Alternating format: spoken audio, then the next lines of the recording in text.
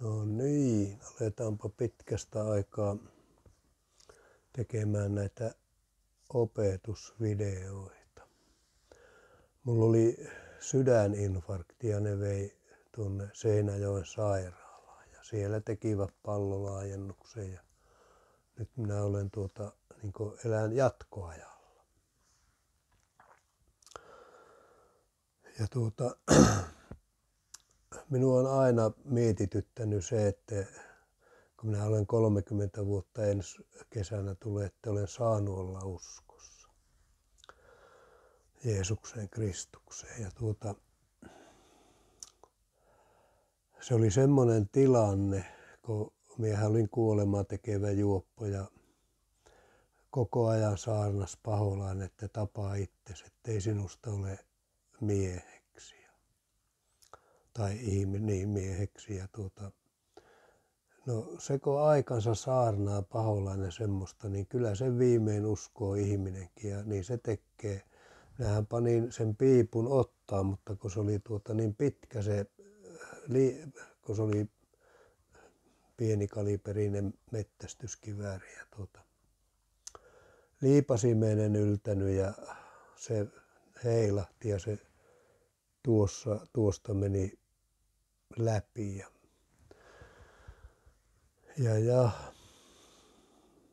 minä olen nähnyt sen Oulun yliopiston keskussairaalan veivät minut Rovaniemeltä ja minä olen nähnyt sen röntgenkuvan, niitä oli monta ja lähtiessä lääkäri näytti sormella, että jos olisi pari senttiäkin mennyt eteenpäin, olisi aivokammiot puhjennut ja siinä et olisi enää. Ja loppulausuntoon minä muistan sen, se on monessa paikanvaihossa kavonnut tietenkin. Siinä luki selvästi, että siellä keskellä päätä on luodiksi sopiva esine. Ja se oli semmoinen homma, että kun tuossa on kauhean paksu luu tuossa kohti, niin se oli särkynyt se ja ne oli lentänyt ne kupari, se päällinenhän on kuparia, niin ne oli lentänyt tuonne kattoon ja 3 reikää, minä kaivon pois ne sieltä. Ne oli melkein mennyt läpi sen kattopaneelin. Ja sitten se lyijymulikka, se oli sinne keskelle päätä jäänyt. Ja siinä on luusiruja vielä pitkän matkaa sinne ja ne näkyy nytkin siellä. Ja minä otin siitä valokuvan siitä röntgenkuvasta ja minä sanoin sille lääkärille, että tuossa se oli se lyijymulikka ja se on otettu pois. Mutta kun eihän ne viisaat lääkärit tietenkään semmoista yliluonnollisuutta usko, mutta minä kuitenkin todistin niille Jeesuksesta ja monelle muullekin siellä sairaalassa ollessa, muun muassa huonekaverille. Se oli myös samanikäinen ja sama operaatio tehtiin. Se oli joutunut vaan aamuvaatteet, ei ollut saanut pukeutuakaan, se oli tuotu sinne sillä lailla ja sitten joku toinen ne päällysvaatteet ja niin edelleen. Että jos maailmankaikkeuden luoja ja lunastaja ei tämmöistä pysty tekemään, niin kyllä se on, silloinhan se ei ole enää kaikkivaltias Jeesus. Ja se minua helpotti paljon, kun mä oon koko ajan miettinyt, kun se siihen ennen kuin uskoon tulin, se koko ajan tuntui siellä keskellä päätä, että siellä on jotakin ylimääräistä. Ja sitten se painoi niin välillä kovasti, että tuntui, että pää halkia ja päiviäkin alkoi katoamaan. Yhden kerran vissiin taas kavota koko päivän, mutta aina pätkiä. Ja sitten kun tulin uskoon, siis pelastuin, sen jälkeen ei tuntunut ollenkaan enää se pään sisällä oleva. Se oli semmoinen tunne, että sitä ei voinut olla huomaamatta. Se päättyi. Epilepsia otettiin pois, viinanhimo otettiin pois, puhekyky parani ja lähimuisti parani. Tämmöisiä tekoja Jeesus tekee. Me monesti panemme varmaan tulitikkurasia Jeesuksen, ettei se pysty mitään tekemään, mutta se kuitenkin tekee. Armossaan se tämäkin teki. Se oli varmaan sen takia, kun se lyijymulikka olisi, varmaan olisi se lyijymyrkytys tullut, koska siinä loppuaikana mulla alkoi katoilemaan pätkiä päivästä ja pystyin silti toimimaan niin kuin normaalisti. Ei se kukaan huomannut varmaan sitä, että mikä tilanne on. Mutta minä tiesin sen itse. No nyt jatketaan tätä. Tämä on 4 Mooses ja 19 luku. Mutta mennään tuohon 3 Mooses ja 16 lukuun ensin. 14 jae. Ottakoon hän sitten mullikan verta, eli tässähän on kysymys Jeesuksesta. Ja pirskottakoon sitä sormellaan armoistumen päälle itäpuolelle. Biblia kääntää kans sen itäpuolelle. Ja mikä tämä Raamatun käännös on nyt, mutta kuitenkin minä olen huomannut, että mitä vanhempi käännös on, niin sen tarkempi. Se on alkukielen mukaan. Ja sitten tuo 1. Mooses ja 3 ja 24. Ja hän karkoitti ihmisen ja asetti Edenin paratiisin itäpuolelle kerupitynä välkkyvän leimuavan miekan vartioitsemaan elämänpuun tietä. Ja tämä itäsuunta on vanhassa testamentissa, se on syntisuunta.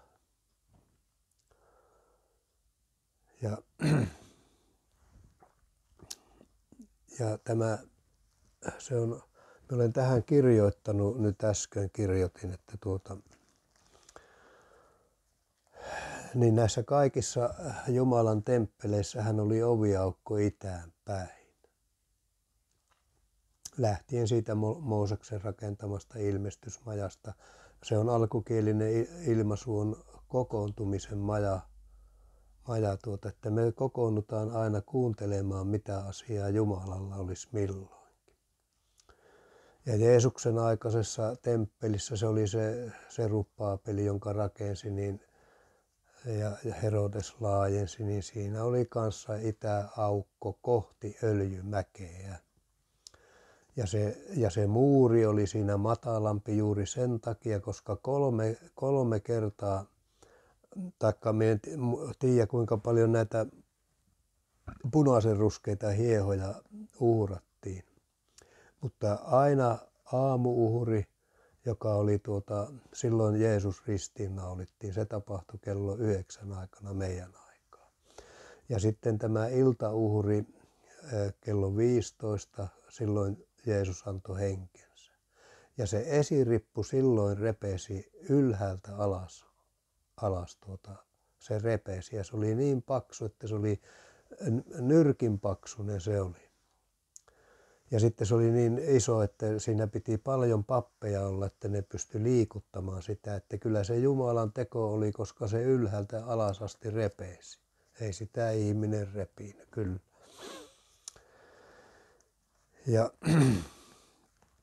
Ja myös silloin, kun se punainen hieho uhrattiin. Tämä punainen hiehohan, sehän oli 8-kuukautinen lehmä, koska kysymys on ihmisestä.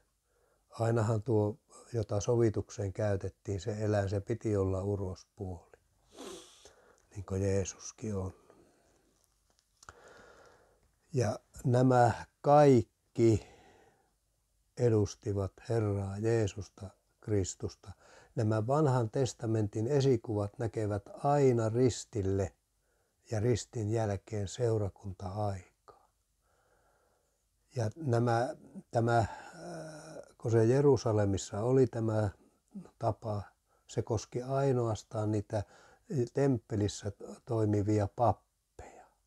Ja mehän ollaan nytten Jumalan temppeli. Ja Paavali jossakin kohti sanoi, että vai ettekö tiedä, että teidän ruumiinne on Jumalan pyhä temppeli, ja niin edelleen.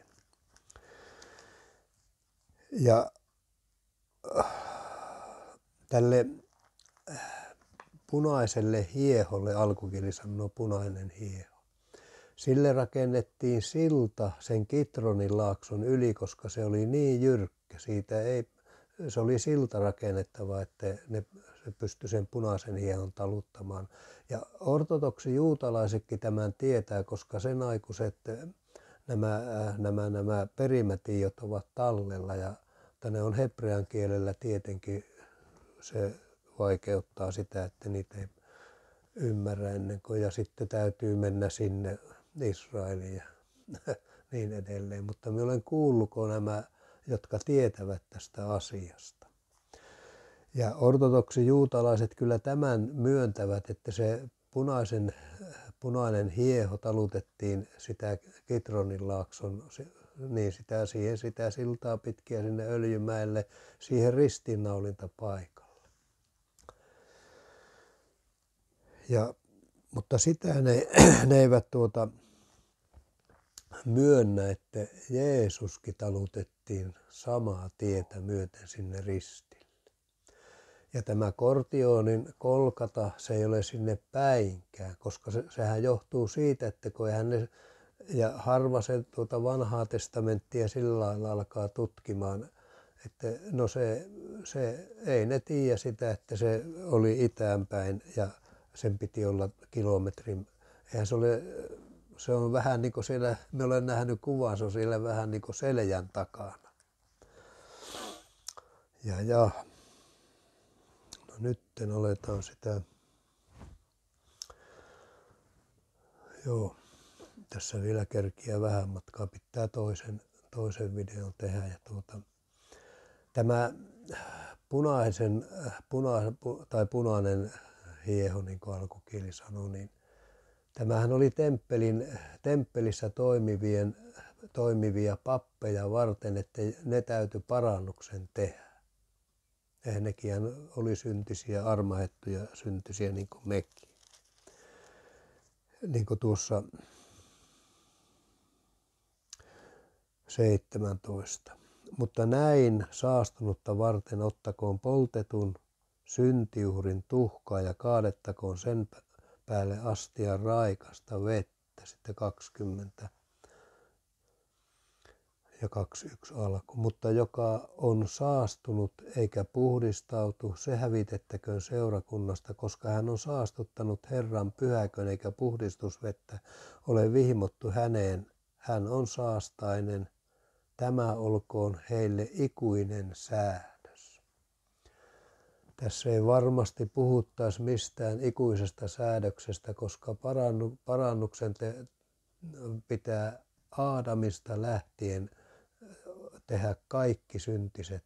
Kyllähän silloinkinhan tehtiin syntiä, mutta niin kuin tänä aikanahan se on paljon sillä lailla, kun meillä menee näkö silmien kautta tuonne sielun maailmaan ja korvien kautta, niin sitä väärää informaatiota, niin mehän teemme herkemmin syntiä, niin kuin ne entisajan uskovat. Mutta tämä olkoon heille ikuinen säädös. Tässä ei varmasti puhuttaisi mitään ikuisesta säädöksestä. Joo. Ja sitten tuosta 9. Sitten joku, joka on puhdas, kootkoon hiehon tuhan ja pankoon sen talteen leirin ulkopuolelle puhtaaseen paikkaan. Ja tuo 3 Mooses ja 4, siinä kun on se syntiuhri, eli se on rikosuhria, se on oikea nimeltään, niin siinä tuo 12 jae, koko mullikan hän vieköön leirin ulkopuolelle puhtaaseen paikkaan.